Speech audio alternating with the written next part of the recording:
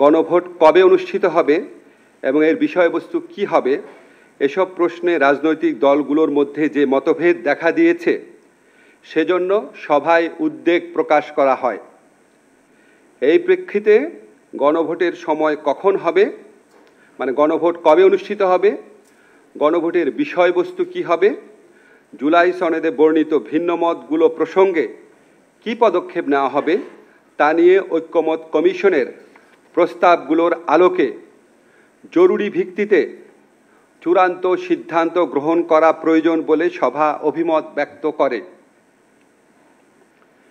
এসব ক্ষেত্রে ফ্যাসিবাদ বিরোধী আন্দোলনের দীর্ঘদিনের মিত্র রাজনৈতিক দলগুলোকে স্বীয় উদ্যোগে নিজেদের মধ্যে আলাপ আলোচনা করে সম্ভাব্য দ্রুততম সময়ে, সম্ভব হলে আগামী 1 সপ্তাহের মধ্যে সরকারকে ঐক্যবদ্ধ দিক নির্দেশনা প্রদান করার আহ্বান জানানো হয়।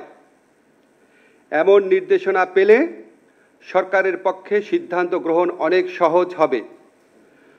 বর্তমান পরিস্থিতিতে কালক্ষেপণের যে কোনো সুযোগ নাই, সেটাও আমাদের সবার বিবেচনায় রাখা প্রয়োজন।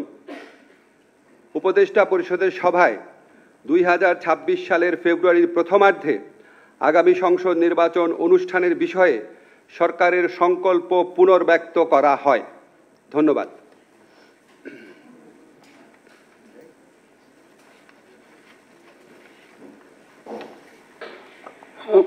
প্রশ্ন, জি, আদেশটা কবে জারি হতে পারে বা কি এটা সিদ্ধান্ত কি? আমার নাম তানিম, আমি আজকের পত্রিকার রিপোর্টার। জি, কি বলেছেন? মানে যে আদেশ যেটা, সেটা আসলে কবে জারি হতে পারে বা কি সিদ্ধান্ত কি এই বিষয়ে? তো এই এখানে তো আমরা রাজনৈতিক দলগুলো ফ্যাসিবাদ বিরোধী আন্দোলনে ওনারা 15 বছর একসাথে আন্দোলন করেছে, আমরা ওনাদেরকে একটু সময় দিতে চাই। ওনারা একটু যেসব বিষয় উল্লেখ করলাম সেগুলো বিষয়ে নিজেরা আলোচনা করে এগ্রি করতে পারে নাকি আমরা একটু দেখি। স্যার, আমি ইউসুফ পারভীন বলছি, দৈনিক কালবেলা থেকে। জি জি,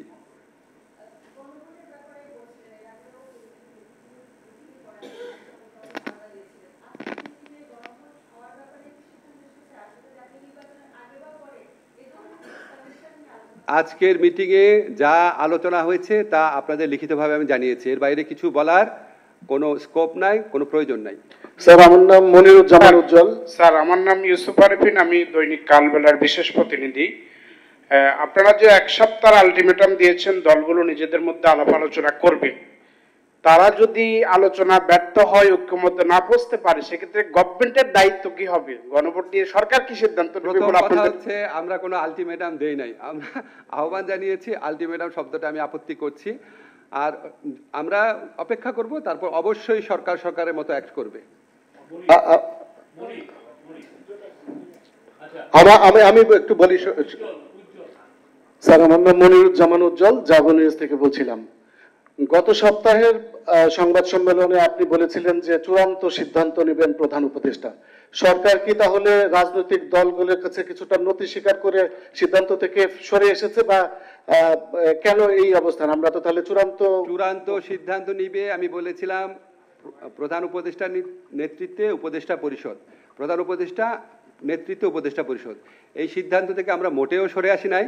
রাজনৈতিক দলগুলার ঐক্যবদ্ধ সুপারিশ প্রত্যাশা করা, এটা তো আপনি আরো আপনার গুড জেস্টার হিসাবে দেখতে পারেন।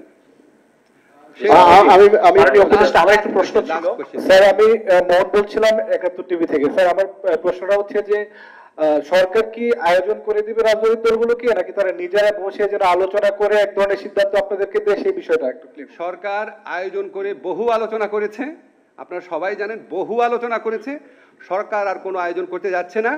এই রাজনৈতিক দলগুলা, যারা ফ্যাসিবাদ বিরোধী রাজনৈতিক দলগুলো আছে, ওনারা 15 বছর নিজেরা আলোচনা করে বহু গুরুত্বপূর্ণ সিদ্ধান্ত নিয়েছেন। ওনারা অত্যন্ত প্রতিকূল সময়ে একসাথে আন্দোলন করেছেন, একসাথে নির্যাতনের শিকার হয়েছেন। ওনারা স্বীয় উদ্যোগে নিজেরা আলোচনা করে আমাদেরকে একটা ঐক্যবদ্ধ নির্দেশনা দিবেন এই প্রত্যাশা করছি। আমি কালকেই দেখলাম একটি দলের পক্ষ থেকে আলোচনার আহ্বানও জানানো হয়েছে, আমরা এটাকে স্বাগত জানাই। আমি একটা প্রশ্ন করতে চাই শফিক ভাই। আমি মইনুল হক, নিউজে কাজ করি। আমার প্রশ্ন হলো যে রাজনৈতিক দলগুলোর, বিশেষত একটা বড় রাজনৈতিক দল থেকে যে অভিযোগটা করা হচ্ছে, ঐকমত্য কমিশনে যে বিষয়গুলো আলাপ আলোচনা করা হয়েছিল বাস্তবায়নের সুপারিশে সেই আলাপ আলোচনাগুলোর ব্যত্যয় ঘটেছে বা সম্পূর্ণভাবে সেগুলো রক্ষা করা হয়নি। আর একটা হলো যে তারা এই প্রসঙ্গেই থাকি যে এইটা স্যার কেন হলো, এটা কি এই অভিযোগ সম্পর্কে কেন? এই প্রসঙ্গে আমাদের এখন কোনো মন্তব্য নাই। আমরা রাজনৈতিক দলগুলো নিজেরা আলাপ আলোচনা করে এই বিষয়টাও আমাদেরকে একটা ঐক্যবদ্ধ নির্দেশনা দিবেন এই প্রত্যাশা করছি। ওনারা যদি আলাপ আলোচনা করেন আমরা এটা খুব আমাদের জন্য কাজটা সহজ হয়। ওনারা যদি ঐক্যবদ্ধ নির্দেশনা না দিতে পারেন অবশ্যই সরকারের মতো সিদ্ধান্ত নেবে। স্যার আমি ফয়সাল আতিক বিডি নিউজ থেকে। স্যার লাস্ট প্রশ্নটা একটু যদি নিতেন। স্যার এটার জন্য, স্যার এটা আপনার প্রসঙ্গে, স্যার আপনার প্রসঙ্গে প্রশ্ন।